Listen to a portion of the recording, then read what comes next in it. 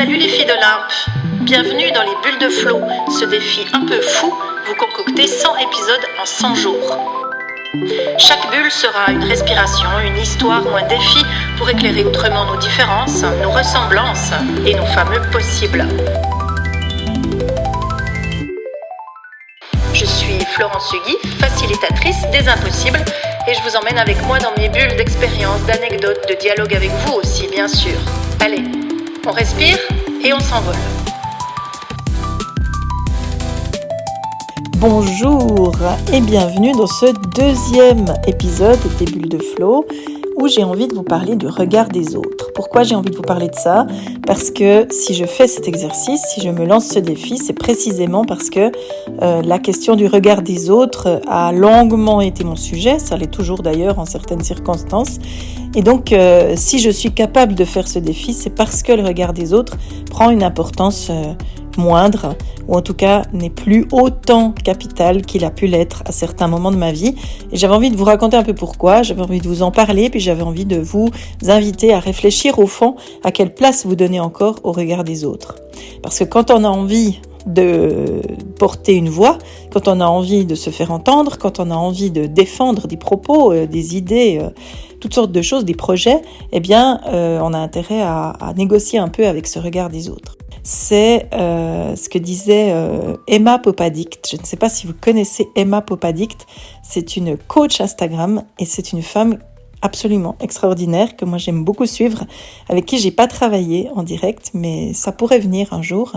Et Emma Popadict, elle était responsable de communication dans une boîte, elle a décidé de lancer son entreprise, elle a toute une histoire autour de ça, tout ça s'est fait en plusieurs étapes. Et puis, elle raconte qu'au moment où elle a voulu vraiment être elle-même sur les réseaux sociaux, qu'elle a vraiment voulu affirmer sa voix, affirmer sa couleur, et vous verrez que si vous allez voir sa page, c'est plein de couleurs, eh bien, elle a décidé de ne plus accepter sa famille, ses proches, sur sa page Instagram.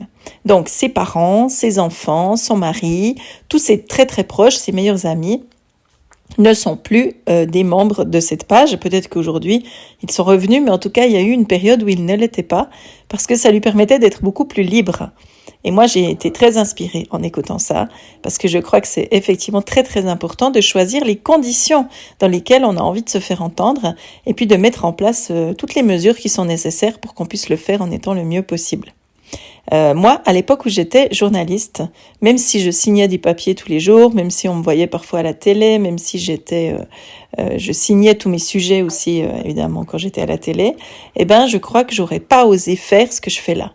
Pourquoi ? Parce que, c'est mon regard sur le monde des médias, hein, peut-être que d'autres que moi le vivent tout à fait autrement, mais j'ai trouvé, moi, que dans ce milieu-là, dans lequel j'ai beaucoup évolué pendant très longtemps et qui m'a tout à fait convenu pendant une période, il y avait quelque chose de très fort en termes d'ego, en termes de narcissisme, en termes de critiquer l'autre pour dire à quel point nous sommes mieux et remettre en question un peu toutes les façons de faire et les façons d'être que les autres pouvaient avoir parce qu'elles n'étaient jamais à la hauteur, jamais assez bien, jamais aussi pertinentes que ce que nous, on aurait pu faire. Et il y a quelque chose chez les journalistes qui est extrêmement égoïste, je ne sais pas quel est le bon terme à utiliser, qui fait qu'en fait on se place toujours à propos de son propre nombril pour aller voir ce que font les autres. Et donc il y avait énormément de jugement, énormément d'affût d'aller à la recherche finalement des faiblesses des unes et des autres. Et puis, au fond, la vulnérabilité n'était pas vraiment très bien considérée. Il s'agissait pas d'être vulnérable, il s'agissait d'être fort, il s'agissait d'être bon, il s'agissait d'être bonne, il s'agissait d'être toujours à la hauteur.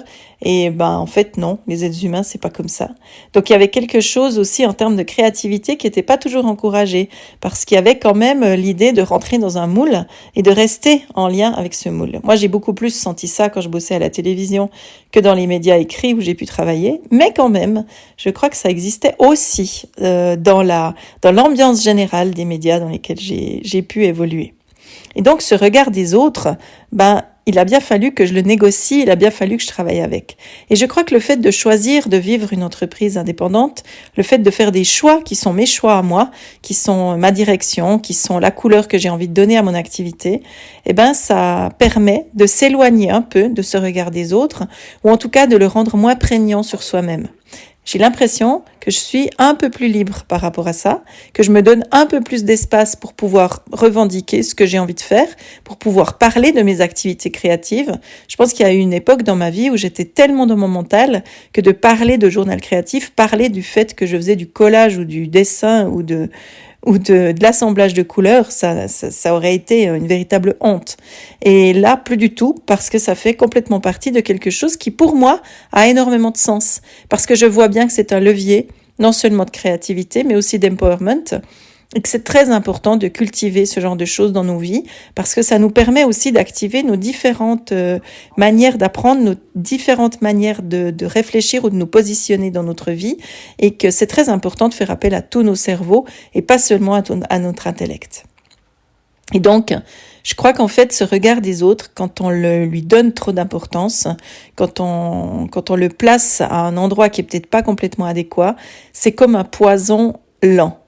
Ça se met à comme s'insérer dans tous les aspects de notre vie et ça nous empêche au fond de faire ce qu'on a envie de faire ou ce qu'on a envie de développer. Dans ma vie à moi, ça s'est produit de cette façon-là. Il y a eu quelque chose que j'ai minimisé tant que j'étais dans les médias, une manière de pas totalement m'affirmer ou alors de m'affirmer au moment où j'étais à l'apéro ou en train de discuter avec des collègues, mais un peu moins dans ma manière de m'exprimer publiquement. Et ça, c'est des choses qui changent, c'est des choses qui évoluent. Je choisis les sujets sur lesquels j'ai envie de m'exprimer. Il y a des thèmes sur lesquels je m'exprime pas publiquement. C'est mon choix absolu, mais ça a été réfléchi et c'est pas lié au regard des autres. Et puis pendant qu'on y est, je rajoute encore une petite chose. Non, je la rajoute pas. Je vous raconterai ça dans un autre épisode. Quelle est une des choses que vous pourriez peut-être faire, même si elle est minuscule ? Sortir la poubelle en pyjama, peut-être que vous ne vous l'autorisez pas. Ou peut-être qu'au contraire, c'est quelque chose que vous vivez. À vous de voir. Mais en tout cas, l'idée, c'est que vous déplaciez un peu le projecteur. Et puis, c'est un sujet qui reviendra, parce que je crois qu'on l'a largement pas épuisé avec ce tout petit épisode. Merci de m'avoir écouté jusqu'au bout. Je vous donne rendez-vous demain pour la suite de cette belle aventure.